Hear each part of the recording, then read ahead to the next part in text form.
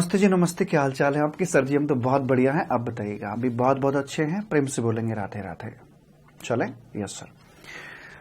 अगला चैप्टर है आपका फाइलिंग ऑफ रिटर्न का। यहां आपके सेक्शन नंबर 37 से लेकर 48 तक आते हैं। सेक्शन नंबर 37 के अंदर ये लिखा हुआ है फाइलिंग ऑफ GSTR 1। 38 में आता है फाइलिंग ऑफ GSTR 2। हालांकि प्रैक्टिकली अभी वो इंप्लीमेंट नहीं हुआ है, बट थियोरेटिकली प्रोविजन दे रखा है। सेक्शन नंबर 39 के अंदर आपकी जो कंबाइंड रिटर्न जाती है, यानी कि GSTR 3 या 3 भी बोलेंगे प्रैक्टिकली, वो हो गया। CMP 08 हो गया आपका। बाकी जो फॉर्म्स हैं आपके सारे के सारे यहीं पर आते हैं जो पीरियोडिकल रिटर्न के संबंध में होते हैं। सेक्शन नंबर 40 के अंदर बात करता है फर्स्ट रिटर्न की, जो कि प्री RC पीरियड के लिए होती है। 41, 42, 43 ये सिलेबस का हिस्सा नहीं है। उसके बाद में आते हैं सेक्शन नंबर 44 पर लेकर, जो कि एनुअल रिटर्न है। 45 के अंदर आपका फाइनल रिटर्न है। फिर लगातार 3 सेक्शन इकट्ठे आते हैं, जिसमें 46, 47, 48 है। 46 के अंदर बोलता है कि अगर आप रिटर्न अपने टाइम से फाइल नहीं करोगे तो आपको नोटिस आएगा। 47 में है कि लेट फी आपको यहां पर लगा दी जाएगी। और 48 के अंदर GST प्रैक्टिशनर की बात करके चलता है। कुछ महत्वपूर्ण बातें इसमें यह हैं कि यहां पर रिटर्न के चैप्टर में रिवाइज्ड रिटर्न का कोई कॉन्सेप्ट नहीं है। इनकम टैक्स में होता है पर यहां पर नहीं है, क्योंकि अगर आपसे कोई भी ओमिशन हुई है, कोई भी गलती हुई है, कोई भी भूल चूक हुई है, तो आप उसे अपकमिंग रिटर्न्स के अंदर आप उसे रेक्टिफाई कर सकते हो, ठीक कर सकते हो। ऐसा वहां पर पोर्टल पर अरेंजमेंट दे रखा है। लेकिन उसकी लास्ट डेट क्या होगी? अगले साल का 20 अक्टूबर और साथ में आपकी एनुअल रिटर्न फाइलिंग की डेट, जो भी दोनों में अधिक हो, वहां तक आप अपनी रेक्टिफिकेशन कर सकते हैं, ऐसा बताया जाता है। नॉर्मली यही होता है कि सप्लायर अपनी सप्लाई कर देता है और अपनी आउटवर्ड सप्लाई की डिटेल GSTR 1 में सबमिट कर देता है। फिर वो 2A के अंदर रेसिपिएंट को रिफ्लेक्ट होती है, जिसके आधार पर वो अपना क्रेडिट क्लेम करता है और अपना 3B फॉर्म फाइल कर देता है। थियोरेटिकली बात करें तो GSTR 2 फाइल करेगा और उसके बाद GSTR 3 अपना फाइल करके चलता है। सबकी टाइम लिमिट्स क्या क्या है? GSTR 1 के लिए पहले टाइम लिमिट हुआ करती थी 10 तारीख, अभी उन्होंने 11 तारीख कर दी है। और अगर QRMPS स्कीम की बात करें तो यहां पर 13th तक ये इसको देना होता है। ठीक है। 2A रिफ्लेक्ट होगा और उसके बाद जो 2 फाइल होगा, हालांकि थियोरेटिकली ही है, प्रैक्टिकली 2 नहीं जाता है, तो वो अगले महीने की 15 तारीख उसकी वहां पर बता रखी है। और 3 के लिए या 3B के लिए बता रखी है अगले महीने की 20 तारीख। ठीक है। Yes sir. साथ में यह भी बताया जाता है कि भाई सुनो हमारी बात, कि जो QRMP स्कीम के अंदर आते हैं तो उनके लिए जो रिटर्न फाइलिंग की डेट है 3B की, वो है आपकी 22 तारीख और 24 तारीख। जो नॉर्थ और ईस्ट इंडिया है उनके लिए 24 तारीख है और रेस्ट ऑफ इंडिया के लिए 22 तारीख यहां पे रखवाई जाती है। और पेमेंट की जो डेट की अगर हम बात करें तो नॉर्मली रिटर्न के साथ ही पेमेंट किया जाता है, लेकिन QRMP स्कीम के अंदर जो लास्ट में आप हिसाब कर रहे होगे 22 या 24 तारीख को आपके रिटर्न जाएगी, लेकिन जो पेमेंट होगा वो 25 तारीख को होगा। यानी कि जनवरी, फरवरी, मार्च का पेमेंट 25 अप्रैल को वहां पे करवाया जाता है। ठीक है। Yes sir. एक चीज और विशेष ध्यान रखने वाली बात है कि अगर अप्रैल का महीना चल रहा है आपका, तो GSTR 1 फाइल करने की समय सीमा, जैसा कि मैंने आपको बताया, 11 या 13 होती है। तो ये तो लास्ट डेट होती है। शुरू में तो आप 1 मई, अगर अप्रैल का महीना है तो 1 मई से लेकर 11 या 13 एज द केस में भी वहां तक अपनी ये फाइलिंग कर सकते हो। उसके बाद ये विंडो क्लोज हो जाएगी आपकी और फिर GSTR 2 की विंडो ओपन होती है कि भाई 11 या 13 के बाद से लेकर 15 तारीख तक आप GSTR 2 दे सकते हो। इस समय GSTR 1 की विंडो क्लोज रहेगी। फिर उसके बाद में बात करते हैं कि भाई जो आपका हालांकि अभी थियोरेटिकली ही है, तो क्योंकि GSTR 2 नहीं है, तो GSTR 2 जब बंदा फाइल करता है तो फिर वहां से सप्लायर के पास रिटर्न होकर आता है GSTR 1A। और अगर कुछ करेक्शन वगैरह करनी है तो GSTR 1 के अंदर तो 16-17 तारीख को अपना कर सकता है। तो इस तरह से हमारी 7 दिन के अंदर अंदर सारी बातें निबट जाती हैं एंड फिर 20 तारीख को बंदा अपना पेमेंट करेगा और बात बनाती जाएगी। QRMP स्कीम के लिए आप अलग से डेट्स को याद रखेंगे। इनमें डेट रख के चलोगे, नॉर्मल के साथ डेट को याद रखोगे तो आपको कंफ्यूजन आ सकती है। नील की रिटर्न देना भी जरूरी होता है, ये बात आप अच्छे से जानते हैं, क्योंकि सरकार को हिसाब भी चाहिए और हिस्सा भी चाहिए। तो जो हिस्सा आपने दिया है, जो पेमेंट आपने किया है, वो सही भी किया या नहीं किया है, इसके लिए प्रॉपर आपसे हिसाब मांगते हैं। तो अगर नील का है कि आप कहते हो कि आपका हिस्सा बनता ही नहीं है, तो उसको आपको जस्टिफाई करना पड़ेगा। नील की रिटर्न देनी भी आपके लिए मैंडेटरी हो जाती है। अब बात करते हैं ड्यू डेट्स की, कि अलग अलग फॉर्म की क्या क्या ड्यू डेट आपकी होती हैं। जब हम बात करते हैं कि नॉर्मल प्रोविजन क्या है, कि भाई every registered person including casual taxable person अपना GSTR 1 to 3 सबमिट करके चलेंगे। मैं फिर से बता दूं, GSTR 1 तो है प्रैक्टिकली, लेकिन 2, 3 की बजाय आपका 3B फाइल किया जाता है। लेकिन थ्योरेटिकली जो लिमिट दे रखी है वो भी आपको बता के चलता हूं। 1 के लिए डेट आ गई वही अपनी अगले महीने की 11 तारीख, और अमेंडमेंट की जब बारी आती है तो फिर वही 16 या 17 तारीख यहां पर आ जाती है। क्यूआरएमपी स्कीम को भी साइड करके चलता हूं, इकट्ठी उसकी ड्यू डेट बताऊंगा मैं आपको। जीएसटीआर 2 के लिए वही अपना भाई 11 के बाद से लेकर 15 तक की बात करके चलेंगे, और जीएसटीआर 3 जो कंबाइंड 3B या 3 जो आपका कंबाइंड जाता है उसके लिए अगले महीने की 20 तारीख की हम बात नॉर्मली करके चलते हैं। क्यूआरएमपीएस स्कीम के लिए अलग है, उसकी अलग से ही बात करके चलेंगे, ठीक है। लेकिन ये जो जीएसटीआर 1, 2, 3 है किनको नहीं देने होते हैं साहब, ये नहीं देने होते हैं। आपके जो कंपोजिट डीलर होता है उसको, नॉन रेजिडेंट टैक्सेबल पर्सन को नहीं देना, input service distributor, TDS collector और टीडीएस डिडक्टर और टीसीएस कलेक्टर को भी नहीं देने होते, क्योंकि इनके अपने अलग फॉर्म्स बने हुए हैं, इसलिए इनको जनरल फॉर्म्स 1, 2, 3 देने की आवश्यकता नहीं होती, ऐसा बताया जाता है। उसके बाद में जो बात करते हैं जीएसटीआर 9 की, एनुअल रिटर्न होती है। इसकी फ्रीक्वेंसी ऑब्वियस सी बात है एनुअल ही होगी, अगले साल के 31 दिसंबर तक आपको ये देनी होती है। जीएसटीआर 9C बेसिकली एक ऑडिट रिपोर्ट होती है जो कि उन एंटिटीज को देनी है जिनका टर्नओवर 5 करोड़ से ऊपर जा रहा होता है, ठीक है जी। लेकिन ये भी उनको नहीं देनी होती है, ये उनको नहीं देनी होती ऑडिट रिपोर्ट जिनका की ऑडिट सीएजी ने कर दिया हो। मोटी बात करें तो गवर्नमेंट डिपार्टमेंट का ऑडिट सीएजी करके चलता है, तो वहां पर ये रिपोर्ट देने की आवश्यकता नहीं होती है, ठीक है। उसके बाद में आगे बढ़ते हैं और आगे निकल के आता है कि जो कंपोजिट डीलर है उसको क्या करना, उसको 3 फॉर्म देने होते हैं अपने। नंबर 1 आता है जीएसटी सीएमपी 08 करके आता है, क्वार्टरली फ्रीक्वेंसी पर इसका जाता है ये, ठीक है। उसके बाद 2 फॉर्म इसके एनुअल फ्रीक्वेंसी पर हैं, एक आ गया एनुअल स्टेटमेंट का जीएसटीआर 4 के अंदर अगले साल के 30 अप्रैल तक, और एक जाएगा भाई साहब इनका एनुअल रिटर्न जीएसटीआर 9A के अंदर, जो डेट रखी है उसकी वही 31 दिसंबर अगले साल की बता रखी है, ठीक है। एंड उसके बाद आते हैं नॉन रेजिडेंट जो आपके होते हैं उनकी बात करता है कि भाई ये बेसिकली इनकी जो आरसी होती है टेम्परेरी होती है, साथ में ये विदेशी भी होते हैं। तो इनके बारे में कहता है कि देखो वैसे तो मंथली फ्रीक्वेंसी पर ही इनकी रिटर्न जाती है, जीएसटीआर 5 के अंदर ये रिटर्न इनकी जाती है और अगले महीने के 20 तक की जाएगी। लेकिन अगर किसी महीने में आरसी कैंसिल हो रही है तो आरसी कैंसिलेशन से 7 दिन ऐड कर दीजिए, उसके 7 डेज के अंदर अंदर देनी है। तो आरसी कैंसिलेशन के 7 डेज के बाद जो डेट आ रही है वो डेट, एंड जो भी इनकी नॉर्मल ड्यू डेट आती है अगले महीने की 20 तारीख, विच एवर इज अर्लियर, वहां पर इनको अपनी रिटर्न वो वाली सबमिट करनी होती है। उसके बाद अगर मान लेते हैं कि किसी बंदे की आरसी कैंसिल की जा रही है, तो आप अच्छे से जानते हैं कि यार कैंसिलेशन पर पूरा पक्का फाइनल हिसाब किया जाता है।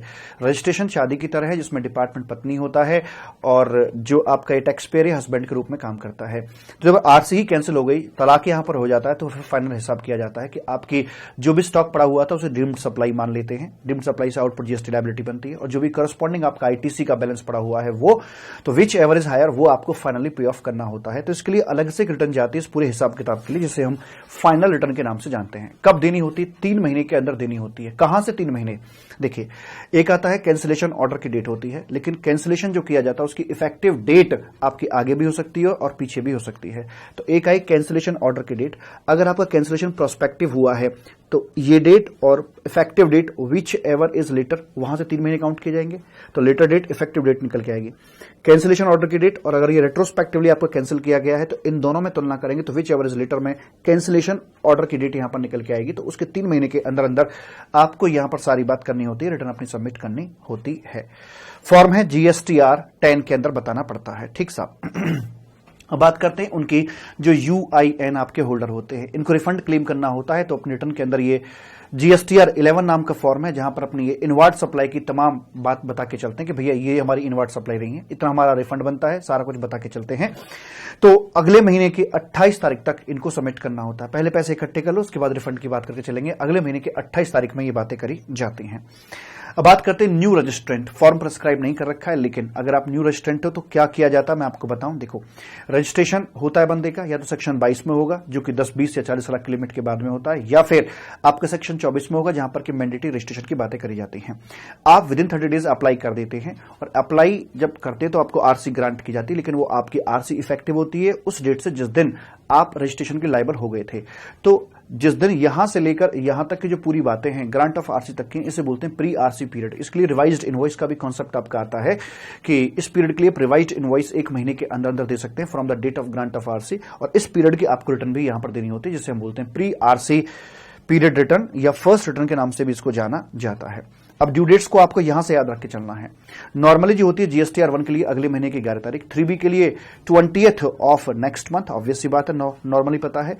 और पेमेंट भी नॉर्मली रिटर्न के साथ में ही किया जाता है, 3B के साथ में ही किया जाता है। लेकिन जब हम बात करते हैं QRMP स्कीम के लिए, जिसकी चर्चा मैं अभी आपसे करके चलूंगा, तो डेट्स को अच्छे से याद रख के चलना। वहां पर जीएसटीआर 1 या IFF इनवॉइस फर्निशिंग फैसिलिटी के लिए जो डेट दे रखी है वो है आपकी अगले महीने की 13 तारीख। और जहां तक सवाल है 3B फाइल करने का, तो उसके लिए 2 डेट्स हैं, 22 की और 24 की। नॉर्थ इंडिया और ईस्ट इंडिया के लिए 24 तारीख है, रेस्ट ऑफ इंडिया के लिए आपकी जो डेट रखी गई है वो 22 तारीख यहां पे रखी गई है। जैसे मान लीजिए जो भी आपका क्वार्टर खत्म हुआ, जनवरी, फरवरी, मार्च क्वार्टर खत्म हुआ, तो उसके बाद जो अप्रैल का महीना आएगा तो 22 अप्रैल या 24 अप्रैल एज द केस में भी आपको रिटर्न सबमिट करनी होती है। और जहां तक सवाल है पेमेंट का, तो ये रिटर्न सबमिट हो गई और यहां उसके बाद 25 तारीख को आप अपना पेमेंट कर देते हो। जैसे मान लीजिए लाइक QRMP स्कीम के अंदर जो भी आपका बैलेंस अमाउंट बचता है, तो जनवरी, फरवरी, मार्च की हम बात करके चल रहे हैं, तो 25 अप्रैल तक आप वो पेमेंट अपना कर देंगे, जो भी आपका बैलेंस बकाया बचता है। ठीक है, क्योंकि QRMP स्कीम के अंदर रिटर्न भले ही आपकी क्वार्टर ली जाती है, लेकिन पेमेंट आपसे मंथली ली जाते हैं। पहले दूसरे महीने का जो लिया जाएगा वो आपसे एस्टिमेशन के आधार पर लिया जाता है। तीसरे महीने का पेमेंट क्रेडिट आते आते आपके हाथ में हिसाब आ जाता है फाइनली, तो जो भी आपका बैलेंस अमाउंट बनता है वो आपको यहां पर आकर पे कर देना होता है। ठीक है, ऐसे करके तो डेट्स को अच्छे से याद रखिएगा, स्पेशली QRMP स्कीम की जो स्पेशल डेट्स हैं इनको अच्छे से याद रख के चलेंगे। ठीक है, उसके बाद में कुछ और पॉइंट्स आपके निकल के आते हैं। नोटिस टू रिटर्न डिफॉल्टर, जो व्यक्ति अपने रिटर्न को डिफॉल्ट कर देते हैं, तो अपना स्टेटमेंट रिटर्न सबमिट नहीं कर रहे हैं, तो उनको भाई नॉर्मली आप जानते हैं कि सबसे पहले तो आज की डेट में तो भाई एक मैसेज आता है, रिमाइंडर मैसेज आता है, जैसे EMI के लिए मैसेज आता है कि आपकी EMI लगने वाली है, तो फटाफट से आप उसका पेमेंट कर दीजिए। सफिशिएंट बैलेंस अपने अकाउंट के अंदर रख के चलें। ऐसे यहां पर आएगा कि आपकी ड्यू डेट आने वाली है, तो आप उसके लिए रेडी रहिएगा। आप जब अपनी रिटर्न सबमिट कर देते या नहीं कर देते, तब भी आपको एक मैसेज आएगा कि भाई क्या आपने रिटर्न सबमिट कर दिए। सबमिट कर दी तो मैसेज को इग्नोर कर दीजिएगा, सबमिट नहीं किया तो सबमिट कर दीजिएगा। रिमाइंडर मैसेज आपको आता है। उसके बाद भी आप कोई खबर नहीं लेते हैं, रिटर्न सबमिट नहीं करते हैं, तो फिर फाइनली आपको एक सेक्शन 46 के अंदर नोटिस आ जाएगा, जो कि फॉर्म नंबर GSTR 3A के अंदर आपका आता है। फॉर्म नंबर याद रखने की आवश्यकता नहीं है, लाइक दिस। ठीक है, अच्छा जी। उसके बाद में फिर बात करते हैं लेट फीस की। तो लेट फी के लिए बता के चलते हैं कि भाई नॉर्मली जो आपकी पीरियोडिकल रिटर्न्स हैं उनके लिए आपकी जो पेनल्टी लगती है वो 25 रुपए पर डे, और अगर नील की रिटर्न है तो 10 रुपए पर डे के हिसाब से आपको पेनल्टी वहां पे लगाई जाती है। लेकिन ये पेनल्टी किसी भी हालत में 5000 से ऊपर नहीं जा सकती है। अगर हम एनुअल रिटर्न की बात करके चलें आपसे, तो उसमें बोलता है कि भैया 100 रुपीज पर डे के हिसाब से आपको यहां पर पेनल्टी का पेमेंट करना पड़ेगा। लेकिन जो मैक्स टू मैक्स जा सकती है कितना, 25.25% of your aggregate turnover with in the state. जैसे मान के चलिए आपके 3 स्टेट में कारोबार है, अलग अलग स्टेट में अलग अलग रजिस्ट्रेशन है। इसकी एनुअल रिटर्न आपने फाइल कर दी, इसकी एनुअल रिटर्न आपने फाइल कर दी है, बहुत अच्छी बात है। इसकी एनुअल रिटर्न आपने फाइल नहीं कर रखी है, तो यहां पर क्या करेंगे कि 100 रुपीज पर डे और 0.25% of 5 lakh turnover with in the state, जिस स्टेट में आपने डिफॉल्ट किया है, फॉल्ट किया है, उसका टर्नओवर यहां पर कंसिडर किया जाएगा। विच एवर इज लोअर वही आपको फाइनली देना होता है। तो ये इसकी अपर लिमिट आ जाती है कि इससे ऊपर आपकी पेनल्टी का अमाउंट नहीं जा सकता, या फिर लेट फी का अमाउंट नहीं जा सकता इससे ऊपर। ठीक है जी। फिर बात करते हैं यहां पर आकर GST प्रैक्टिशनर की। हालांकि इस बुक के अंदर मैंने अपना प्रॉपर सजा के दिया है अच्छी तरीके से, लेकिन फिर भी आपको रफली बता के चलूं मैं। जो GST प्रैक्टिशनर होता है इसकी चर्चा सेक्शन 48 के अंदर की जाती है, साथ में कुछ रूल्स भी इसमें जुड़ जाते हैं। तो इसकी आवश्यकता पड़ती क्यों, क्योंकि हर व्यक्ति एक CA को अफोर्ड नहीं कर सकता, इसलिए उसे एक कम दामों में अच्छा काम करने वाला व्यक्ति चाहिए होता है। लेकिन उस पर टैक्स पेयर भरोसा कैसे करे, इसके लिए सरकार ने उसको एक सर्टिफिकेट देने का सोचा कि भाई इसको एक एग्जाम लेंगे और इसको सर्टिफिकेट देंगे, और सर्टिफिकेट जब मिलने के बाद वो बंदा GST पोर्टल पर आकर लिस्ट हो जाता है। तो अगर GST पोर्टल पर लिस्ट हो जाएगा तो मैं एरिया वाइज अपने एरिया में, मेरे एरिया में कौन कौन GST प्रैक्टिशनर हैं, ये मैं आपका GST पोर्टल पर जाकर सर्च कर सकता हूं। सर्विसेज के अंदर जाऊंगा, सर्विसेज के अंदर जाकर लोकेट GST प्रैक्टिशनर, वहां पर क्लिक करूंगा तो मैं अपना एरिया अगर उसके अंदर जाके डालता हूं तो मेरे एरिया में जितने भी GST प्रैक्टिशनर हैं सबका नाम, पता और मुझे ईमेल ID वगैरह, फोन नंबर सब कुछ वहां पर अवेलेबल हो जाता है। इसका काम क्या होगा, जितने भी कंप्लायंस होते हैं, जो भी कम्युनिकेशन होती है डिपार्टमेंट के साथ में, चाहे वो रजिस्ट्रेशन संबंधी हो, चाहे वो आपके रिफंड क्लेम संबंधी हो, चाहे कॉम्पोजिशन को ऑप्ट करना हो, या रजिस्ट्रेशन सर्टिफिकेट के अंदर कोई चेंजेस करने हो, रिटर्न फाइलिंग हो, GST का पेमेंट हो, सारे के सारे कंप्लायंसेस ये मेरे बिहाफ पर करके चलता है। यानी कि ऑथराइज रिप्रेजेंटेटिव बन के भी अधिकारी के सामने जा सकता है। लेकिन ध्यान दीजिएगा, चाहे कुछ भी हो, लेकिन इसके द्वारा किए गए प्रत्येक एक्ट के लिए हम जिम्मेदार होते हैं। अगर इसने कुछ भी गलत कर दिया तो उसके लिए टैक्स पेयर ही जिम्मेदार ठहराया जाएगा, पेनल्टी वगैरह सब उसी के ऊपर लगाई जाएगी। इसको अपॉइंट कैसे किया जाता है, तो फॉर्म आता है GST PCT 05 करके फॉर्म आता है, उसके तहत इसको यहां पर साहब वो अपॉइंट करते हैं। लेकिन इस बात का विशेष ध्यान दीजिएगा, मैं फिर से आपको बता दूं कि अगर इसने कोई भी गलती कर दी तो उसके लिए जिम्मेदार टैक्स पेयर को ही ठहराया जाएगा। जहां तक सवाल है कि ये कोई भी जब डेटा सबमिट करता है सरकार को जीएसटी पोर्टल पे जाके, तो आपको एक मैसेज आता है कंफर्मेशन का कि क्या आप एग्री करते हैं नहीं करते। अगर आप रिप्लाई करते तो यस में तो अच्छी बात है, अगर आपने रिप्लाई नहीं किया तो उसे deem to be submit consider कर लिया जाता है, आपकी खामोशी को हाँ मान लिया जाता है। लेकिन अगर जीएसटी प्रैक्टिशनर आपके लिए रिफंड फाइल कर रहा है तो आपको कंफर्मेशन पक्का पक्का आएगा, और जब तक आप उसमें हाँ नहीं बोलोगे हाँ ये रिफंड मेरे नॉलेज में है और मैं इसे कंफर्म कर रहा हूं, तब तक आपकी रिफंड की एप्लीकेशन प्रोसेस नहीं की जाएगी। ऐसे करके बोल दिया जाता है।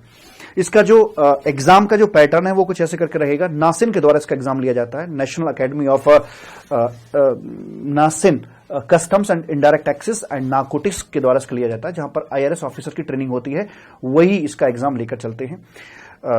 तो ये अपना फॉर्म भर देता है, 2 साल के अंदर अंदर इन्हें अपना क्वालिफाई करना होता है। जितने भी अटेम्प्ट लगे, और साल में 2 बार एग्जाम इसके करवाए जाते हैं। एमसीक्यू बेस्ड पेपर होता है, 1 महीने में नासिन रिजल्ट इनका निकाल देता है। एंड इस तरह से अपनी नॉर्मल तरीके से बातें की जाती है। कुछ क्वालिटीज इसके अंदर होनी चाहिए, ये भारतवासी होना चाहिए। दूसरा क्या बोलते हैं कि ये जो व्यक्ति है सॉल्वेंट होना चाहिए और साउंड माइंड का होना चाहिए और कम से कम ग्रेजुएट होना चाहिए। और अगर रिटायर्ड अधिकारी है डिपार्टमेंट का तो इसका कूलिंग ऑफ पीरियड, रिटायर होने के 2 साल तक वो नहीं बन सकता जीएसटी प्रैक्टिशनर, 2 साल के बाद वो अपना जीएसटी प्रैक्टिशनर के लिए अप्लाई कर सकता है। ठीक है जी, ये हमारी बात हो गई। एंड उसके बाद में बाबू मेरे यहां पर मैं आपको बता दूं क्वालिफिकेशन होगी, और क्वालिफिकेशन में कम से कम इसका ग्रेजुएट होना, किसी भी स्ट्रीम में एटलीस्ट ग्रेजुएट होना जरूरी है। और ऊपर है पोस्ट ग्रेजुएट है, सीए है, सीएस है तो चलेगा, कोई दिक्कत नहीं, लेकिन कम से कम जो बॉटम इसके है क्वालिफिकेशन, वो कम से कम ग्रेजुएट होना इसका आवश्यक होता है। इस प्रकार से सारी बातें यहां पर करवा दी जाती हैं with respect to GST practitioner. उसके बाद अब आती है आपकी यहां पर QRMP स्कीम की हम चर्चा करके चलते हैं कि किस प्रकार से अपनी काम करके चलती है। तो मैं आपको यहां से समझाता हूं, जो मैंने नोटिंग इसकी कर रखी है उस नोटिंग से मैं आपको समझाता हूं कि ये स्कीम के हमारे अलग अलग दरअसल पार्ट्स हैं, और वो पार्ट्स कैसे काम करते हैं वो सारा यहां समझिएगा। स्कीम क्या है, स्कीम किसको मिलती है, कब मिलती है, कैसे मिलती है, पेमेंट कैसे होता है, सारी बात करके चलते हैं। तो ये जैसा कि नाम से ही पता लग रहा है कि आप क्वार्टरली बेसिस पर अपना 3B फाइल करेंगे। ध्यान दीजिएगा, ये जीएसटीआर 1 के लिए नहीं 3B के लिए है कि जो 3B आप क्वार्टरली बेसिस पे फाइल करेंगे, लेकिन पेमेंट सरकार को मंथली ही यहां पर चाहिए होता है, ऐसा इन्होंने आपको यहां पर बताया है। ठीक सर जी, कोई दिक्कत नहीं है। कौन एलिजिबल होगा इस स्कीम के लिए? अगर आपका प्रीसीडिंग फाइनेंशियल ईयर के अंदर टर्नओवर 5 करोड़ तक सीमित है तो आप स्कीम के लिए एलिजिबल हो जाते हैं। टर्नओवर क्या है? वही एग्रीगेट टर्नओवर है, लेकिन ये टर्नओवर आपका पोर्टल बताएगा। जब हम पोर्टल पे जाते हैं और रिटर्न डैशबोर्ड को खोलते हैं, डैशबोर्ड पर ही आपको दिख जाता है कि आपका एक पर्टिकुलर फाइनेंशियल ईयर के अंदर टर्नओवर कितना आ रहा है। अगर वो 5 करोड़ से तक है, लिमिटेड है, 5 करोड़ या उससे कम है, तो आप करंट ईयर में एलिजिबल हो जाते हैं। और करंट ईयर में एलिजिबल होने पर आप कब तक एलिजिबल रहेंगे? जिस क्वार्टर में आपका 5 करोड़ क्रॉस कर जाएगा करंट ईयर में, वो क्वार्टर आपका लास्ट क्वार्टर होगा एलिजिबिलिटी का। उसके लिए तो आप क्वार्टर रिटर्न फाइल कर सकते हैं, लेकिन उसके बाद आप क्वार्टर रिटर्न फाइल नहीं करेंगे, आपको मंथली सिस्टम में आना ही पड़ेगा, ऐसे यहां पर बताया जाता है। एग्जांपल के तौर पे मान के चलिएगा, पिछले साल में मेरा टर्नओवर 4 करोड़ का बनता था, तो मैं करंट ईयर के लिए एलिजिबल हो जाता हूं। तो करंट ईयर में क्वार्टर 1, 2, 3, 4 मेरे आ जाते हैं। तो पहले क्वार्टर मेरा 1 करोड़, फिर इसमें 1 करोड़, इसमें 4 करोड़, इसमें मेरा 1 करोड़ बनता है। क्यूमुलेटिव देखे तो मेरा 1 करोड़ यहां पर हो गया, 2 करोड़ यहां तक हो गया, 6 करोड़ मेरा यहां तक ये हो जाता है। तो ये 6 करोड़ यहां पर पहुंचा, तो इसका मतलब ये हो गया मेरे बच्चा, मेरे कबूतर, कि इस क्वार्टर में 5 करोड़ को क्रॉस कर गया है। तो इस क्वार्टर के लिए तो कर पाएगा, ठीक है, ये लास्ट क्वार्टर होगा, लेकिन इसके बाद ये मंथली सिस्टम के अंदर आ जाएगा। सर इस क्वार्टर के अंदर ही मंथली क्यों नहीं किया? मंथली इसलिए नहीं किया क्योंकि टेक्निकल एरर आ जाती। मान के चलिए जैसे आपका 1 करोड़ यहां हो गया, 1 करोड़ आपका यहां पर हो गया, ठीक है। अक्टूबर नवंबर में 1 करोड़ और 2 करोड़ था, तो नवंबर के एंड में 5 करोड़ को इसने पार कर लिया। दिसंबर में नहीं, 5 करोड़ हो गया, दिसंबर में ये पार करेगा 5 करोड़ को, दिसंबर में जाके 5 करोड़ को पार कर रहा है। और आप उससे यहां आकर बोलो कि भैया आपको मंथली फाइल करना, तो बोलेगा भाई साहब क्या बेवकूफ बना रहे हो, 2 महीने मेरे निकल चुके, अब आप कह रहे हो मंथली फाइल करो। तो इसलिए यहां पर बोला गया कि जिस क्वार्टर में 5 करोड़ को पार कर रहा है उस क्वार्टर के लिए तो कर सकता है क्वार्टरली, लेकिन उसके बाद जो अगला आएगा उसके लिए से मंथली सिस्टम के अंदर ही आना पड़ेगा, ऐसे यहां पर बोल दिया जाता है। दूसरा, यहां पर सरकार कर क्या रही है कि बेसिकली जीएसटीआर जो 3B है उसको डेफर कर रही है कि ठीक आप इकट्ठा दे देना 3 महीने का, कोई दिक्कत वाली बात नहीं है। तो इसके लिए आपका रिकॉर्ड अच्छा होना चाहिए, आपकी जो लेटेस्ट रिटर्न है वो आपकी फाइल होनी चाहिए। मान के चलिए आप यहां से आप यहां से 1 दिसंबर 2021 से इस स्कीम के अंदर आना चाहते हैं, तो इस डेट पर खड़े होकर देखिए कि आपकी लेटेस्ट ड्यू डेट क्या रही थी। सर लेटेस्ट का मतलब पिछले महीने में 20 नवंबर लास्ट ड्यू डेट रही होगी और 20 नवंबर ड्यू डेट पड़ी होगी अक्टूबर वाले रिटर्न की, तो अक्टूबर वाले रिटर्न आपकी फाइल होनी चाहिए। अगर आपकी वो फाइल नहीं है तो आपको स्कीम ये अवेलेबल नहीं करवाई जाएगी। दूसरा, जो ओइडार सर्विस प्रोवाइडर होते हैं, जो विदेशी व्यक्ति होते हैं, इंडिया में अपनी सर्विस देते हैं, तो हमने इसके बारे में देखा कि भाई इनको इंडिया में आकर जीएसटी भरना पड़ता है, तो ये व्यक्ति भी इसके लिए एलिजिबल नहीं रह जाते हैं। When to exercise the option, तो इसके लिए कॉन्सेप्ट है आपका 2+1 का। 2+1 का मतलब यह है कि अगर मैं 1 अप्रैल को इस स्कीम के अंदर आना चाहता हूं तो 2 महीने पहले जाइए। 2 महीने पहले मतलब 1 अप्रैल को आने का मतलब यह कि मैं फर्स्ट क्वार्टर के लिए, पहले क्वार्टर के लिए यहां पर मैं आना चाहता हूं, तो ये मेरा पहला क्वार्टर हो गया यहां पर आकर, तो 1 अप्रैल से ही चूज करूंगा, ऑब्वियस सी बात है, यहां से आऊंगा मैं। तो 1 अप्रैल से पहले 2 महीने यानी कि 1 फरवरी से लेकर, और जिस महीने में आप ऑप्ट कर रहे हैं उसके एंड तक, यानी कि 1 फरवरी से लेकर 30 अप्रैल तक मैं इसका चुनाव कर सकता हूं। तो 2 महीने पीछे हो गए और 1 महीने आपका यहां पर आगे हो जाता है, तो इस पीरियड के अंदर इसका चुनाव हम कर सकते हैं।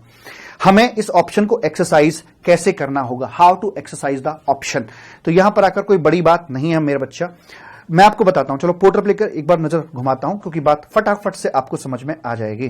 तो 1 सेकंड में पोर्टल पे चलूं। लो साहब, आ गए हम पोर्टल पे।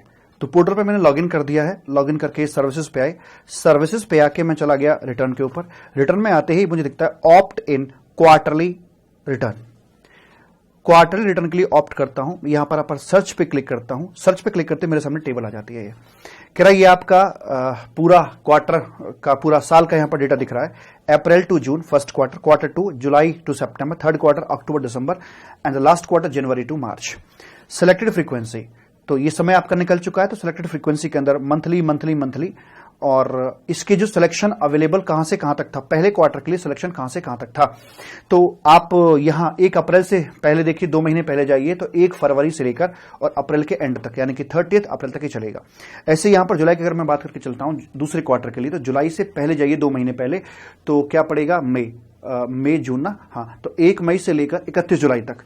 आगे पढ़ेंगे अक्टूबर में आएंगे, तो अक्टूबर से पहले 2 महीने हो गए मेरे अगस्त सितंबर, तो 1 अगस्त से लेकर 31 अक्टूबर तक, ये देखिए 1 अगस्त से लेकर 31 अक्टूबर तक हम चूज कर सकते हैं।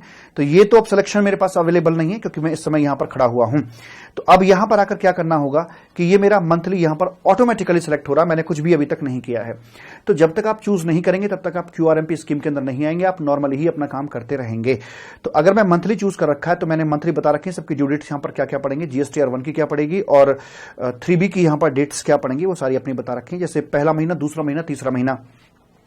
तो पहला महीना मतलब ये लास्ट क्वार्टर है आपका, जनवरी टू मार्च, तो 20 फरवरी, 20 मार्च और 20 अप्रैल नॉर्मल डेट्स आ रखी हैं। लेकिन जैसे मैं से क्वार्टरली पे सिलेक्ट करता हूं कि भैया मैं यहां से इसमें QRMP स्कीम में आना चाहता हूं।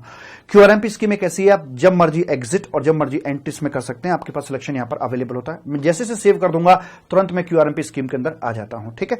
तो अभी इसका सिलेक्शन मेरे पास में यहां पर अवेलेबल है। QRMP डालते मेरे पास में GSTR 1 या IFF की डेट आ गई इसकी। मुझे पहले महीने के लिए देना है, ऑप्शनल है मेरे लिए, दूसरे महीने के लिए देना है, ऑप्शनल है। ऑप्शनल क्यों है वो भी मैं आपको भी बता दूंगा। GSTR 3B मुझे यहां पर एंड में ही फाइल करना है, पूरा क्वार्टर खत्म हो जाने के बाद अगले महीने के 24 तारीख या 22 तारीख को मुझे फाइल करना होता है। चूंकि मैं आपका नॉर्थ इंडिया में आता हूं तो इसलिए मेरे लिए यहां पर आ रहा है ये 24 अप्रैल यहां निकलकर आ रहा है। तो ये तो बात होगी हमारी सिलेक्शन क्राइटेरिया की, कैसे हमें जाकर सिलेक्ट करना होता है और बाय डिफॉल्ट सेटिंग क्या रहेगी। तो बाय डिफॉल्ट तो भाई साहब आपका मंथली पर ही रहेगा, ऐसे करके बोल दिया जाता है।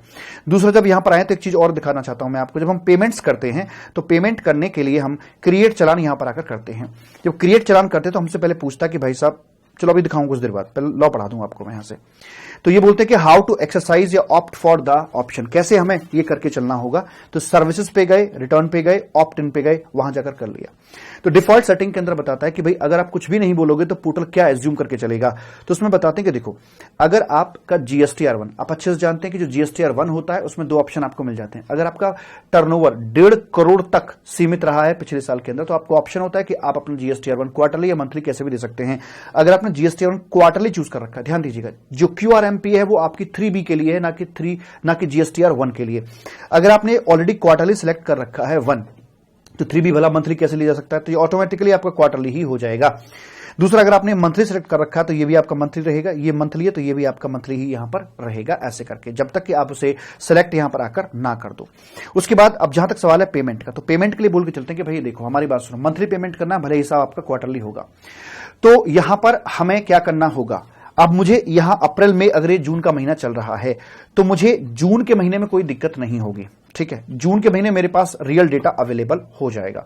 पर प्रॉब्लम आएगी मुझे कि मैं पेमेंट हर महीने कैसे करूंगा, स्पेशली इन 2 मंथ्स। तो इसमें कहा कि भाई एक काम करते हैं, अनुमान लगाते हैं, अनुमान के आधार पर पेमेंट करवाते, लेकिन अनुमान का भी एक बेस होना चाहिए। तो कहा कि जो आपकी प्रीवियस रिटर्न है ना, उसके आधार पर बात करो। अगर आपकी प्रीवियस रिटर्न क्वार्टरली जाती है तो उसमें देखो आपका कैश पेमेंट ई कैश लेजर से कितना हो रखा है। तो उस, अगर वो मान लीजिए आपका 100 रुपए कैश पेमेंट अगर हो रखा है, तो बोला कि 35 रुपए आप यहां दो, 35 रुपए आप यहां दो, और यहां क्या लिखे हम, 30 नहीं लिखेंगे, यहां पर हम यहां बोलेंगे हम बैलेंस दो, क्योंकि यहां तक आते आते मुझे एस्टिमेशन की जरूरत नहीं है। क्योंकि अगर मैं जून में आ गया हूं, समझना मेरी बात को, तो मुझे जो पेमेंट करना है इस महीने का, अब हर अगले महीने की 25 तारीख को पेमेंट करना होता है। जैसे मान लो अप्रैल की बात है तो मैं इसको 25 मई को पे करूंगा, मई की बात है 25 जून को पे करूंगा, और अगर जून की बात है तो 25 जुलाई को मैं इसका पेमेंट करके चलूंगा।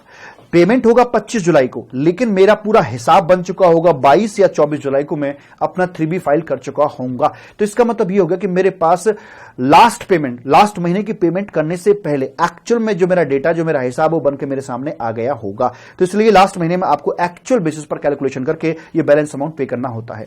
मान के चलिए मेरा 102 रुपए निकल के आता है, पूरे क्वार्टर का 102 निकल के आता है, जिसमें से मैं 35 करके 70 रुपए दे चुका हूं, 32 रुपए का पेमेंट मैं यहां पे आके कर दूंगा।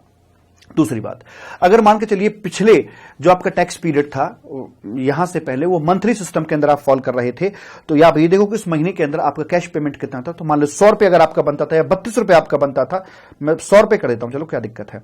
अगर आपका वो 100 रुपए का यहां पर बनता था मेरे बच्चा, पिछले महीने आपने 100 रुपए की पेमेंट करी है, तो आप 100 रुपए यहां पर देकर चलेंगे, 100 रुपए आप यहां पर देकर चलेंगे, यहां पर आप बैलेंस देकर चलेंगे। बैलेंस क्यों? अब मान के चलिए कि लेट सपोज आपका यहां पर बनता है 325 रुपए बनता है, पूरा हिसाब बन गया आपका 22 से 24 तारीख को, 325 आपका निकल के आ रहा है यहां पर आकर, तो 100 और 100 आप 200 दे चुके हो, तो बैलेंस 125 आपको यहां पर देना पड़ जाएगा, ऐसे करके बोल दिया जाता है। या फिर कोई सीजनल काम होते हैं, या इवन हमारा बिजनेस देखिएगा आप, तो जैसे जिस महीने में एग्जाम हो रहे होते हैं वहां पर एडमिशंस का नंबर गिरता है, और जहां पर रिजल्ट आउट होता है ना, या फिर मान के चलिए कोई और घटना घटित होती है, तो एडमिशन हमारे बूम कर जाते हैं, अचानक से उस पर्टिकुलर मंथ के अंदर एडमिशन ज्यादा आते हैं। तो यहां पर आकर कहते हैं कि जैसे मान के चलिए अब मैंने यहां से ऑप्ट किया है, लेकिन पिछला महीना मेरा पीक वाला महीना था, बच्चों का रिजल्ट आया था और उसके बाद अच्छी खासी यहां पर सेल हुई है, तो आप इसको आधार बनाकर मुझे यहां पेमेंट करवा रहे हो, मुझे दिक्कत है। वैसे दिक्कत कोई नहीं है, यहां पर आकर सारा हिसाब किताब फाइनल हो जाएगा, लेकिन मेरा कैश फ्लो बिगड़ जाएगा कि आप पिछले साल मेरा इतना हाई टर्नओवर गया था, तो उसके आधार पर आप यहां बात करवा रहे हो। तो इस तरीके से अगर कोई दिक्कत करता है तो कह सकते कि ठीक है, आप ये प्रीफिक्स्ड परसेंटेज में मत आइए, आप एक्चुअल बेसिस पर कैलकुलेशन कीजिए, अपना टैक्स यहां पर आकर भर दीजिए। अब मैंने कहा भाई साहब ये क्या तरीका है, मुझे तो ऐसा लगता है कि ज्यादा कॉम्प्लिकेट कर दिया QRMP स्कीम को लाकर। अगर मैं हर महीने हिसाब तैयार करूंगा कागज पेन पर, तो भाई साहब रिटर्न भरने में क्या दिक्कत है, तो क्यों लूं मैं क्वार्टरली रिटर्न।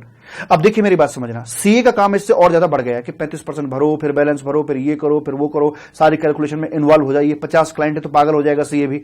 लेकिन क्लाइंट क्या बोलता है कि देखो भाई साहब, पहले मंथली पेमेंट होता था तो मैं आपको 1,20,000 रुपए देता था, मंथली रिटर्न जाया करती थी, अब रिटर्न जा रही है क्वार्टरली, है ना। तो जैसे मान लो 10,000 रुपए पर रिटर्न मैं आपको देता था, पहले 12 महीने आप काम करते थे, अभी आप मेरे लिए सिर्फ क्वार्टरली फाइल कर रहे हो, 4 महीने काम करके चलोगे, तो मैं आपको पैसे यहां पर कम दूंगा, मैं आपको मात्र 30-40 हजार रुपए ही दूंगा, इससे ऊपर मैं आपको देने वाला नहीं हूं। जबकि काम सीए का बढ़ गया, लेकिन फीस उसकी यहां पर आकर घट जाएगी, क्योंकि क्लाइंट को क्या दिखता है कि रिटर्न क्वार्टरली फाइल हो रही है, जबकि इतनी सारी कैलकुलेशन इसके अंदर इन्वॉल्व हो जाती है। जब पोर्टल पर पहुंचेंगे इस चीज को लेकर, तो क्रिएट चालान जब हम करते हैं तो वहां पर जाकर हमारे पास ऑप्शन आ जाता है कि भाई साहब क्या आप मंथली पेमेंट QRMP स्कीम के अंदर हैं या नहीं है। तो सेलेक्ट कीजिए, मैंने ईयर सेलेक्ट कर दिया, पीरियड सेलेक्ट कर दिया। अब यहां पर पूछता जैसे, अब देखो नॉर्मली तो ये रहेगा, लेकिन इस पे करते ही वो बोलेगा कि आप क्या 35% चलान वाली कैटेगरी में आना चाहते हैं या फिर अब चलान सेल्फ असेसमेंट बेसिस पर अपना भरना चाहते हैं। अगर मैं यहां पर क्लिक करता हूं तो बोलेगा ठीक है भाई 35% का चलान आपका बन जाएगा। प्रोसीड करूंगा तो लेकिन ये आगे नहीं जा रहा है। आगे क्यों नहीं जा रहा है? क्योंकि मैंने अपना नॉर्मली क्यूआरएमपी स्कीम को ऑप्ट नहीं कर रखा है रिटर्न वाले सेक्शन में जाकर, जहां अभी मैं आपको पोर्टल दिखा रहा था। अगर मैं वहां पर क्यूआरएमपी सेलेक्ट करता तो मेरा ये 35% का चलान यहां पर आकर बन जाता। ठीक है जी, यस सर। या फिर चलान ऑन सेल्फ असेसमेंट बेसिस, या एक्चुअल बेसिस पे आप पेमेंट कर रहे हो, फिर तो कोई दिक्कत वाली बात है ही नहीं। दूसरा, ये जो यहां से हम अपना कैश ऐड करते हैं, first of all E cash ledger के अंदर कैश को ऐड किया जाता है, और जिसमें हम अच्छे से जानते हैं मालिक की वो एक तरह से पेटीएम वॉलेट की तरह होता है। उसके बाद वहां से आगे पेमेंट किया जाता है। तो अगर मान के चलिए मुझे 35 रुपए पेमेंट करना है और मेरे ई कैश लेजर के अंदर ऑलरेडी सफिशिएंट बैलेंस पड़ा हुआ है, तो क्या यहां पर मुझे ऐड करने की जरूरत पड़ेगी? द आंसर इज नो, क्योंकि मेरे पास ऑलरेडी सफिशिएंट बैलेंस पड़ा हुआ है। तो यहां पर उन्होंने ये भी चेक कर दिया कि जब आप चलान बनाने के लिए जा रहे हो तो आप चाहो तो यहां पर अपने ई कैश लेजर को चेक कर सकते हो कि आपको कितना और पैसा डिपॉजिट करने की आवश्यकता है। भाई सपोज करो मुझे 50,000 रुपए ई कैश लेजर से पे करने हैं, 30,000 मेरे ऑलरेडी पड़े हुए हैं, तो मैं 20,000 जमा कराऊंगा ना। तो सुविधा के लिए टैब यहां पर दे दिया कि आप यहीं से अपने ई कैश लेजर को आप चेक कर सकते हो। तो यहां से आकर नहीं खुल रहा, खुल जाता, पता नहीं कैसे नहीं खुल रहा। यहां पर आकर ई कैश लेजर को चेक किया जा सकता है ऐसे करके मालिक। तो ये अपनी बात यहां पर आकर बन जाती है। ये खुल नहीं रहा, शायद लॉग आउट तो नहीं होगा कहीं। ये खुल गया, यहां पर आकर ये खुल जाता है। तो इसमें मेरे ई कैश लेजर के अंदर कुछ भी पड़ा हुआ नहीं है, क्योंकि हम इसमें उतना ही डालते हैं जितने की जरूरत होती है। तो अगर मेरे यहां पर कुछ बैलेंस पड़ा हुआ है तो आप एडिशनल अमाउंट डिपॉजिट कीजिएगा, और अगर बिल्कुल सूखा पड़ा है तो जितना आपको पेमेंट करना उतना पैसा आपको यहां पर ऐड करना पड़ेगा। अकॉर्डिंगली आप उतने का यहां पर चलान बना दीजिएगा। ऐसे करके यहां पर बोला जाता है। ठीक है जी, तो वो वाली बात आपके नीचे लिखी पड़ी है कि अगर आपकी लायबिलिटी नील है, या फिर आपको कैश लायबिलिटी नील है, या फिर आपके पास सफिशिएंट बैलेंस है, तो आपको इसमें कुछ भी जमा कराने की आवश्यकता नहीं है। क्यूआरएमपी स्कीम के अंदर एक और झगड़ा पड़ता है। झगड़ा यह पड़ता है कि भाई यहां पर आकर बोलते हैं कि साहब आप पेमेंट चलो सरकार को हर महीने दे रहे हो, लेकिन चूंकि आप रिटर्न अपनी क्वार्टरली सबमिट कर रहे हो, तो सोचिए जरा, पहले दूसरे महीने के अंदर दिक्कत क्या आएगी? तीसरे महीने में दिक्कत नहीं आएगी, इसकी रिटर्न तो आपकी चली जाएगी और सामने वाले को आईटीसी मिल जाएगा। लेकिन पहले दूसरे महीने के अंदर आपने जो इनवॉइसिंग दे रखे हैं उसका आपने जीएसटीआर 1 नहीं भरा पहले 2 महीने के लिए, तो ऑब्वियस सी बात है भाई साहब वो आपका 2A के अंदर रिफ्लेक्ट नहीं होगा और सामने वाली पार्टी इसमें अपना जो आईटीसी उसे क्लेम नहीं कर पाएगी। तो उसका सोल्यूशन सरकार ने क्या निकाल के दिया कि आप जो जीएसटीआर 1 है ना, तो उसका आप जो पहला वाला जो कॉलम होता है आप उसे भर दीजिएगा। कैसे करके भला? देखिए मैं आपको दिखाता हूं। यहां पर आते हैं और यहां पर आकर आप सर्विसेज पे जाएंगे। सर्विसेज पे जाके आपको जाना है रिटर्न्स के ऊपर। रिटर्न्स के ऊपर जाएंगे आप कहां गया? यहां पर आएंगे और यहां पर आकर आप सर्च करेंगे। तो सर्च करके ये आपके पास में अलग अलग टेबल, ये जीएसटीआर 1 पहला वाला ये रहा, प्रीपेयर ऑनलाइन कर दिया। तो यहां पर आकर आपको अलग अलग टेबल्स नजर आती हैं। तो पहली वाली जो टेबल है आपकी वो B2B इनवॉइस की है। तो करें ये वाली पहली वाली टेबल भर देना, बस पहली वाली टेबल, ये पहली वाली टेबल आप इसके अंदर भर देना, जिससे कि सामने वाले व्यक्ति को इसमें आईटीसी आपका अवेलेबल हो जाएगा। डेबिट क्रेडिट नोट है वो भी दे सकते हैं अगर रजिस्टर्ड वाले हैं तो तीसरे कॉलम के अंदर आपके डेबिट क्रेडिट नोट की डिटेल आती है, जो कि B2B आपके सप्लाई वाले होते हैं। तो आप ये भर दीजिएगा जनवरी फरवरी मंथ के लिए। और फिर जो मार्च का भरा जाएगा वो तो ऑब्वियस सी बात है 13 अप्रैल को भरा जाना है, तो उसके आधार पर सारी बातें हो जाएंगी। लेकिन एक प्रॉब्लम ये निकल के आएगी कि जो डेटा आप जनवरी फरवरी में सिर्फ आधा अधूरा जीएसटीआर 1 भर के आपने दे दिया, तो जब आप फाइनल पूरे जनवरी, समझो जनवरी और फरवरी का आपने ये वाले कॉलम भरकर दे दी सरकार को, पोर्टल पर कम्युनिकेट हो गया। अब आपको क्या करना है कि जब 13 अप्रैल को आप जीएसटीआर 1 फाइल करोगे तो वहां पर आकर आपको जनवरी फरवरी का अदर डेटा, B2B को छोड़कर जो बाकी डेटा था वो डेटा, और जो मार्च का महीना था उसमें B2B एंड अदर सारा का सारा डेटा वो आपको 13 अप्रैल को सबमिट करना होता है। तो ध्यान दीजिएगा 13 अप्रैल को जब आप फाइल कर रहे हैं तो जो डेटा आप ऑलरेडी दे चुके हैं उस डेटा को आप सबमिट अब अगेन नहीं करेंगे। अब क्या लग रहा है, मतलब क्यूआरएमपी स्कीम पढ़ के तो ऐसा लग रहा था शुरू में कि यार बहुत अच्छी स्कीम है, लेकिन ये तो सरदर्द सा बना के रख दिया है यहां पर कुल मिलाकर। तो नॉर्मली लोग इसे पसंद नहीं करते हैं, तो इस तरह की बात यहां पर मालिक निकल कर आ जाती है। तो इसलिए इन्होंने कहा कि भाई आपको ऐसे काम करना होगा। हमने कहा ठीक है भाई साहब, कोई दिक्कत वाली बात नहीं है। अरे कहां गया, खुल जा। हाँ जी, तो ये सारी बात आपकी बोली जा चुकी है। तो आप इसका जीएसटीआर 1 भर दीजिएगा। इस जीएसटीआर 1 जो आप आधा अधूरा भरते हो उसे बोल देते हैं इनवॉइस फर्निशिंग फैसिलिटी, IFF के नाम से इसको जाना जाता है। उसकी थ्योरी मैंने आपकी यहां पर लिखी हुई है। एक विशेष बात का ध्यान रख के चलेंगे, जो आप ये IIF का इस्तेमाल कर रहे हैं, जो आधा अधूरा इनवॉइस की बात कर रहे हैं, ये 50 लाख से ऊपर का आपका नहीं होना चाहिए एक महीने के अंदर। 50 लाख की लिमिट क्यों रखी गई है? क्योंकि भाई साल की लिमिट आपकी 5 करोड़ की, कि 5 करोड़ तक आप क्यूआरएमपी स्कीम में रह सकते हो। तो 5 करोड़ से ऊपर जाओगे तो आप स्कीम नहीं मिल पाएगी। तो वैसे देखा जाए तो इन्होंने 50 लाख महीने का मतलब साल का 6 करोड़, ठीक है, तो 6 करोड़ को ध्यान में रखते हुए 50 लाख की लिमिट सेट करिए कि मंथली आपके इसके ऊपर नहीं जाना चाहिए, क्योंकि अगर इससे ज्यादा आपका जा रहा है तो फिर आप QRMPS में क्या कर रहे हैं, ऐसे क्यों करना, फिर आप अपना नॉर्मल स्कीम में जाइएगा, मंथली आप करके चलेंगे।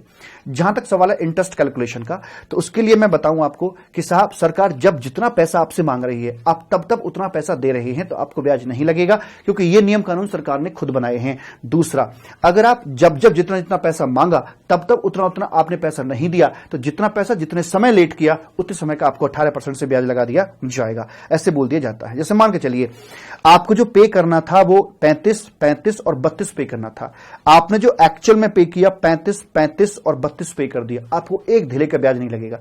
लेकिन इस बैलेंस में 32 की बजाय अगर मैं मान लीजिए 27 देता हूं तो मेरा 5 रुपए के ऊपर मुझे यहां पर ब्याज देना पड़ जाएगा, जितना भी मैंने डिले किया है उससे यहां पर मुझे ब्याज देना पड़ जाएगा। तो इस प्रकार से आपका चैप्टर यहां पर आकर मालिक कंप्लीट हो जाता है। Section 37 GSTR 1, section 32 GSTR 2, 37 GSTR 1, 38 GSTR 2, 39 के अंदर आपकी बाकी कंबाइंड रिटर्न्स की बात कर लेते हैं। एंड फिर हम बात करते हैं 40 की फर्स्ट रिटर्न, 41 प्रोविजनल ITC है बट उसका कनेक्शन 42, 43 से है, तो 43, 42, 43 नॉट इन सिलेबस बेसिकली, तो 41 का भी कोई यूज नहीं रह जाता है। उसके बाद में फिर हम बात करते हैं 44 में एनुअल रिटर्न, 45 के अंदर है आपकी फाइनल रिटर्न, 46, 47, 48 इकट्ठे हैं, 46 के अंदर आपका नोटिस आता, 47 में लेट फी आती, 48 के अंदर आपका GST प्रैक्टिशनर रखवा दिया जाता है। ठीक है, तो यहां पर आकर ये बात आपकी कंप्लीट हो जाती है। प्रेम से बोलेंगे राधे राधे। ठीक है, राधे। Yes sir.